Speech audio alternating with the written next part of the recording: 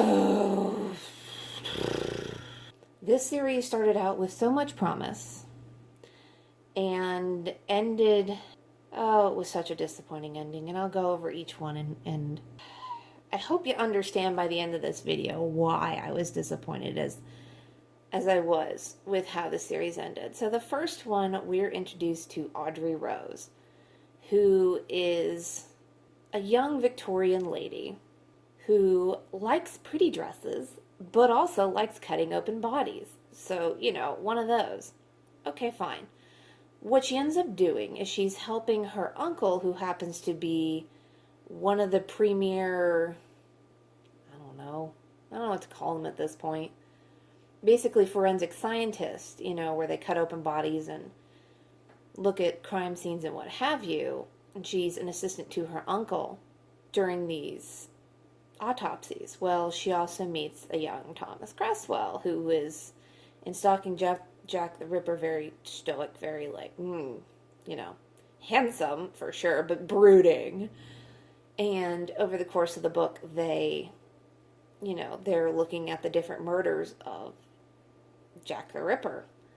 Come to the end, and spoiler alert, Jack the Ripper is actually Audrey Rose's brother, and a showdown happens, and secret lab burns down.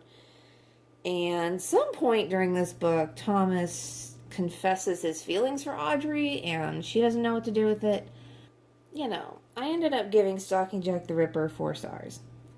A lot of people enjoy the first book, but it really comes down to the second book, which is Hunting Prince Dracula, which I ended up giving 5 stars.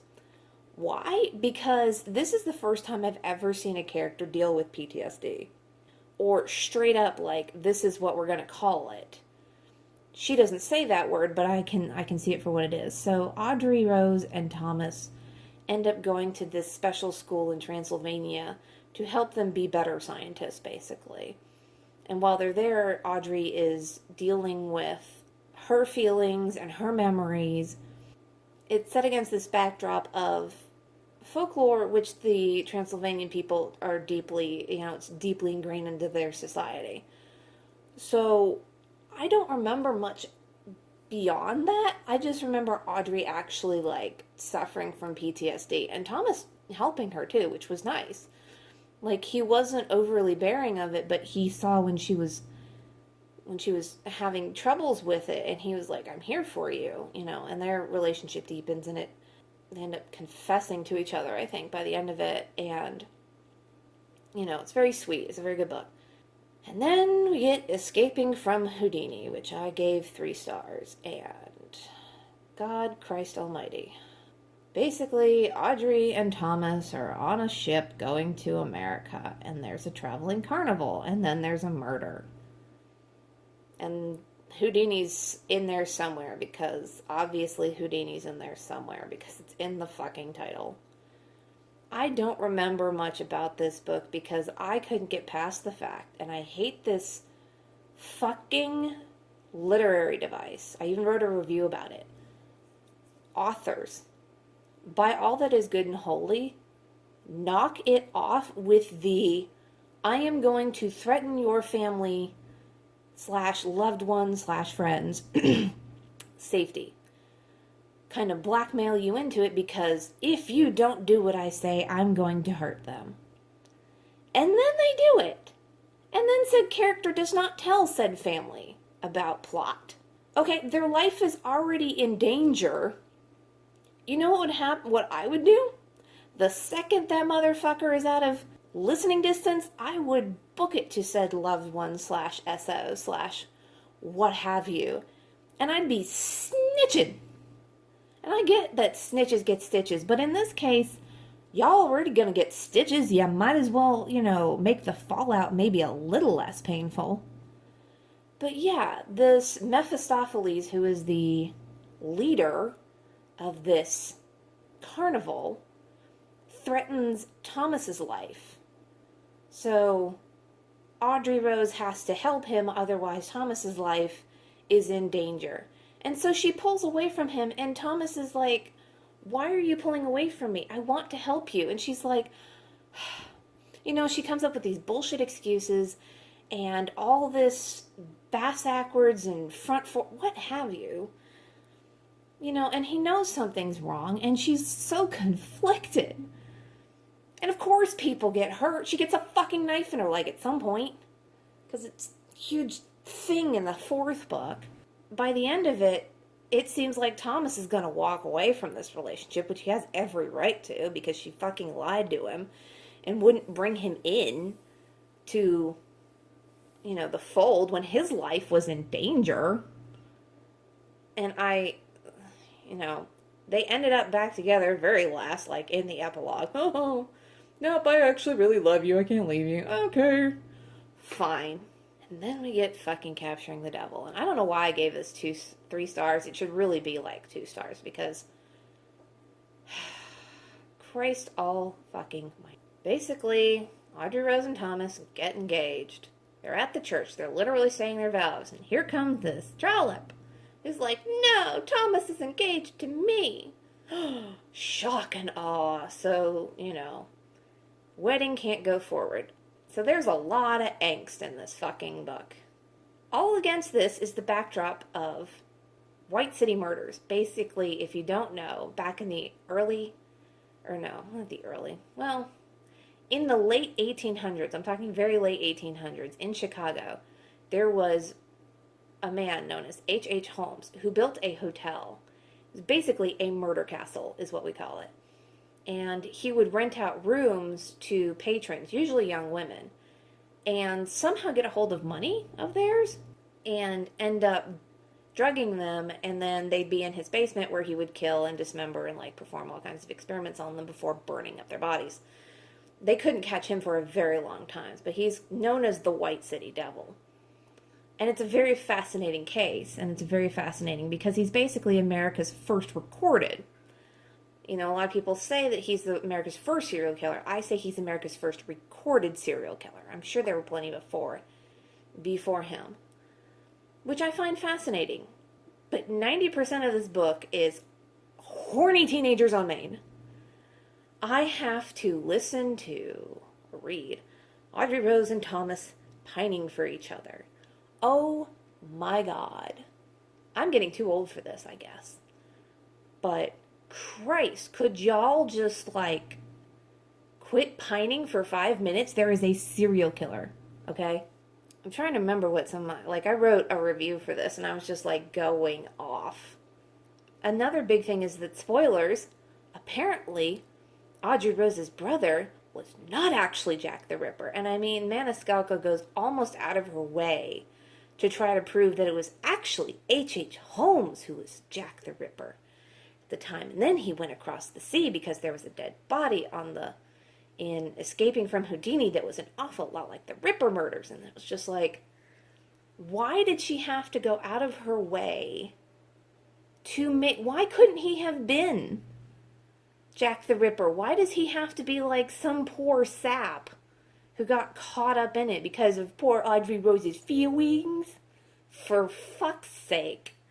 Then this dumb bitch decides she's going to take on a serial killer with a cane and a couple of scalpels because she's got a heart full of revenge and she's just determined to get him. And you're just like, I'm going to tell y'all right now, especially you wannabe authors, the second your main character, thinks they're smarter than their villain, it's over. It's fucking game over. Forget it. So of course she gets captured within like 5 minutes of stepping foot in this fucking hotel. And then when she's facing him in the big face-off with H.H. Holmes, who up to this point is really kind of apparently blah. He's not particularly handsome, which is fine. You know, if you see pictures of him, you're like, yeah, I would have passed that guy on the street and been like, whatever. He's an everyday man. Fine. She thinks she's so much more morally better than him because she won't kill him. Her motivations are pure. And it's just like, what is wrong with your heroines embracing their darkness? What is so wrong with her being, embracing the bad parts of herself? Oh, well, I like cutting up dead bodies. Who fucking cares? All right, you've already gone behind the back of society and decided that you want to perform autopsies. And you find some kind of weird joy in it's like, why? Why do you not embrace this darkness when you're facing down a fucking serial killer? Jesus. Oh, and then I think my other favorite thing is she has to spend every other paragraph in this fucking book somehow in some way pointing out that Thomas is a good boy. He likes his strong, independent girlfriend. He doesn't want her to be, the standard Victorian stay-at-home wife. Like, I don't need that every other fucking paragraph, okay? I like Thomas. You don't have to sell me on him. Christ on a cracker. I'm gonna do something and compare him to Stoker in the Veronica Speedwell series, and Audrey Rose and Veronica are two totally different characters. But Stoker starts out with that idea that of being the Victorian gentleman. It's like, no, women shouldn't, I must be the man and save you. And she literally is like, nope, don't care. And over time he learns that and he just goes along with it. There's not this constant feminist manifesto spewing from him. He just sighs. He makes deep sighs and goes, oh, you're going to do this, aren't you? And she's like, yep. And he's like, all right, let me get my coat. Thomas is just like, I have to verbally fight against all these prejudices that poor women have to face at this time. And it's just like, I get it. You don't have to sell me on Thomas anymore. They end up capturing H.8 Holmes and they end up getting married by the end of the book. It's very disappointing. And I was just like, and you started with two very strong books. The best one by far is Hunting Prince the Dracula, and I think pretty much everyone agrees that Hunting Prince the Dracula is the best. Escaping from Houdini is the worst just because it suffers from that middle book syndrome plus that one fucking trope that I hate of just like, oh, don't tell them, it's blackmail. And they're like, oh, you're right, I shouldn't. And I'm be like, nope, dust outline, fuck you. And I know it sounds like Capturing the Devil should be the worst, but I do enjoy when Audrey Rose and Thomas are actually participating as partners in this investigation, when they're actually focusing on the plot, as minimal as the plot is in this fucking book. But they're best when they are in love and yet still working as partners. Plus, I have to reason with myself why I would keep these books. All right, I know that's terrible, but I did enjoy the first two, and I really feel like you have to have the whole series, and it just, God. So this week's shout out is going to go to Jesse from Bowties and Books. They're really, really good at what they do. So they have managed to, or they've opened me up to several books that I would not have picked on my own. So I'm really, really thankful to them for that. I haven't gotten to those yet, unfortunately. They're still very new books on my TBR, but I'm looking forward to when I get a chance to read these new books. And then for a local black-owned business, I'd like to shout out Medu Bookstore. I haven't been there yet, but it sounds really interesting. They've been in Atlanta for 30 years and have a range of books. It seems like they cater to some hard-to-find black authors and things of that nature, so it sounds really interesting. And I'll have to go check it out at some point in the future. I hope that y'all make some informed choices about this series, having listened to my rant. Some people love Capturing the Devil, Some people are just in love with this whole series, and that's fine. If you love it, great. Put down in the comments down below why you love this series. Again, I think the first two are the strongest. The last two are absolutely bullshit weakest, and it's just ridiculous, and I will say that. And I'll scream it from the rooftops. So I hope y'all enjoyed this video, and I will see y'all next time.